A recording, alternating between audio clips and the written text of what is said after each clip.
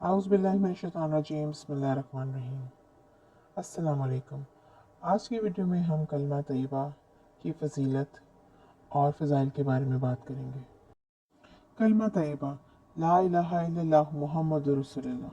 तर्जुमा, सिवाय अल्लाह के कोई इबादत के लायक नहीं और मोहम्मद सल्लल्लाहु अलैहि वसल्लम अल्लाह के रसूल हैं। हदीस शरीफ में कलमा तैयबा की बहुत फजीलत बयान की गई है। जो इसे दिन में 100 मरतबा पढ़े इंशाअल्लाह इसका ख़ात्मा बिलखैर होगा। और अगर कोई इसे अपनी किसी मरहूम के लिए 75,000 या 1 लाख का विर्द करेगा और सवाब पहुँचाएगा तो इंशाअल्लाह रब्बे कायनात इसे अजाब से निजात देगा। और जो अपने लिए विर्द रखेगा तो इंशाअल्लाह जन्नत का हकदार होगा। हज़रत अकरम सल्लल्लाहु अलैहि वसल्लम फरमाते हैं कि कलमा तैयबा जन्नत की कुंजी है। और ये भी फरमाया कि जो शख्स चाहता है कि इसके गुनाह बख्श दिए जाए और वो कलमा तैयबा कसरत से पढ़ा करे। जो शख्स बावजू कलमा तैयबा 1 लाख बार पढ़ेगा, अल्लाह ताला इसके 12 दर्जे बुलंद करेगा और वो दुनिया से सलामत ईमान के साथ जाएगा और इसकी जान कनी आसान होगी।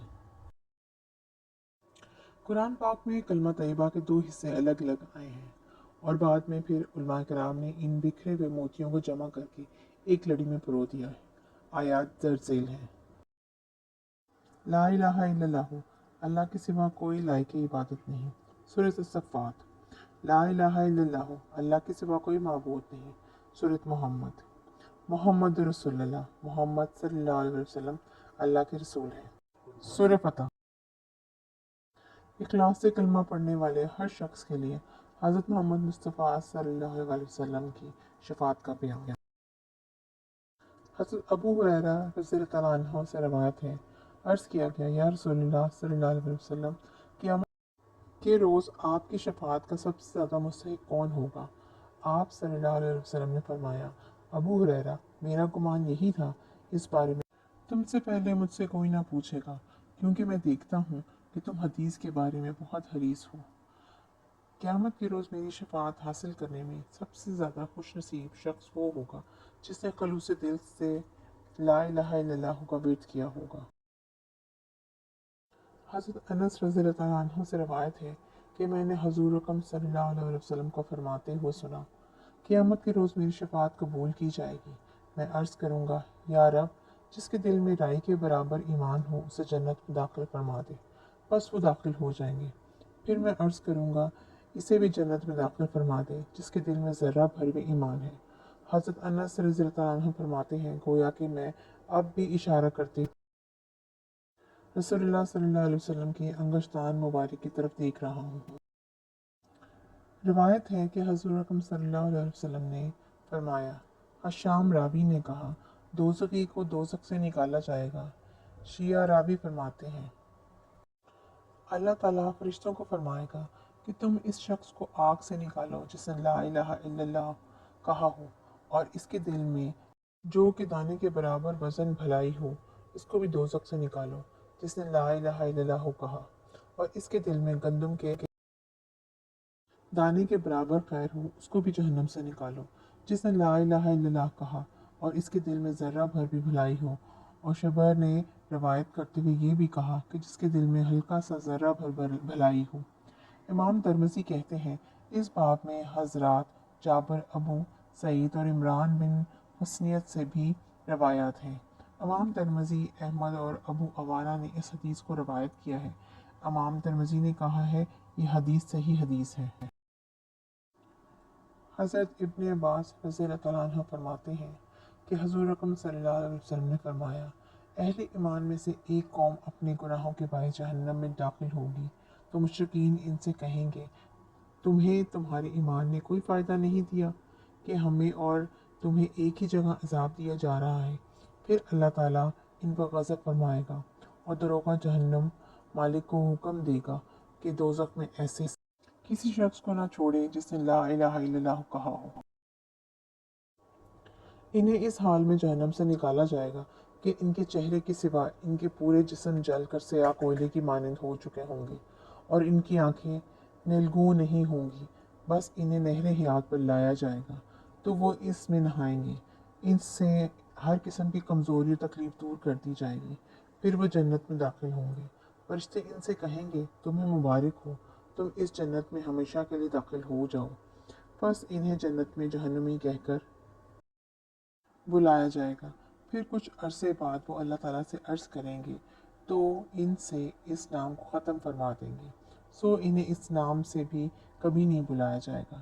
جب وہ آگ سے نکلیں گے تو کافر کہیں گے کاش ہم مسلمان ہوتے۔ اس کے بارے میں اللہ تعالیٰ نے فرمایا کفار آخرت میں مومنوں پر اللہ کی رحمت کے مناظر دیکھ کر بار بار آرزو کریں گے کہ کاش وہ مسلمان ہوتے۔ حضرت ابو ایوب انصاری رضی اللہ تعالیٰ عنہ سے روایت ہے کہ ایک روز حضور اکرم صلی اللہ علیہ وسلم نے ان کے ہاں تشریف لا کر ارشاد فرمایا تمہارے رب نے مجھے 70,000 بغیر حساب کے جنت میں داخل ہونے والی اور میری امت کے لیے اپنے پاس محفوظ شدہ حق کے درمیان اختیار دیا ہے۔ اس پر آپ صلی اللہ علیہ وسلم کے بعد صحابہ نے عرض کیا یا رسول اللہ صلی اللہ علیہ وسلم کیا آپ کا رب اسے چھپا کر رکھے گا؟ حضور اکرم صلی اللہ علیہ وسلم حجرہ مبارک میں داخل ہو گئے، پھر اللہ اکبر کہتے ہوئے تشریف لائے اور فرمایا میرے رب نے ہر 1000 کے ساتھ 70,000 کا جنت میں جانے کا اضافہ فرمایا ہے اور محفوظ شدہ حق اس کے پاس ہے۔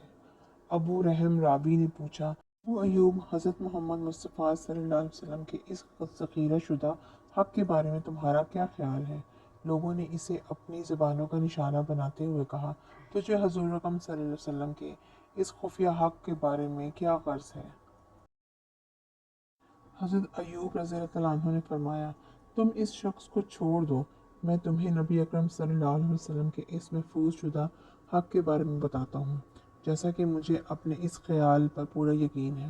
حضرت محمد مصطفیٰ صلی اللہ علیہ وآلہ وسلم کا محفوظ حق یہ ہے کہ وہ اپنے رب سے فرمائیں گے اے میرے رب جس شخص نے یہ گواہی دی کہ اللہ کے سوا کوئی معبود نہیں، وہ واحد و یکتا ہے، اس کا کوئی شریک نہیں، اور بے شک حضرت محمد مصطفیٰ صلی اللہ علیہ وآلہ وسلم اس کے بندے اور رسول ہیں، اس حال میں کہ اس کی زبان اس کے دل کی تصدیق کر رہی ہو تو اسے جنت میں داخل فرما۔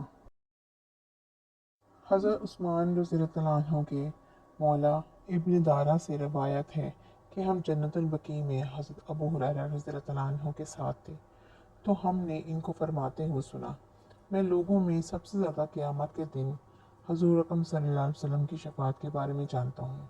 لوگوں نے اس کے گرد ہجوم کر لیا اور کہا اللہ آپ پر رحم فرمائے، آپ بیان کریں۔ انہوں نے کہا قیامت کے دن حضور اکرم صلی اللہ علیہ وسلم فرمائیں گے اے اللہ تو ہر اس مسلمان بندے کو بخش دے جو تجھ سے اس حال میں ملا کہ زندگی میں مجھ پر ایمان رکھا ہو اور تیرے ساتھ کبھی شرک نہ کیا ہو۔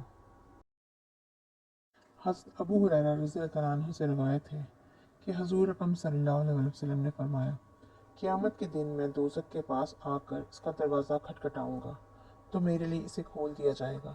میں اس میں سے داخل ہو کر اللہ تعالیٰ کی ایسی حمد کروں گا جو مجھ سے پہلے کسی نے کبھی نہ کی ہوگی اور نہ میرے بعد ایسی کوئی اس کی حمد کرے گا۔ پھر میں اسی اخلاص سے لا الہ الا اللہ کہنے والوں کو دوزخ سے نکال لوں گا۔ پس قریش کے چند لوگ میرے پاس آ کر مجھے اپنا نسب بتائیں گے تو میں ان کے نسب پہچانوں گا لیکن ان کے چہرے نہ پہچانوں گا اور انہیں جہنم میں چھوڑ دوں گا کیونکہ وہ کفار یا منافقین قریش ہوں گے۔ امید ہے کہ آپ کو آج کی ویڈیو اچھی لگی ہوگی۔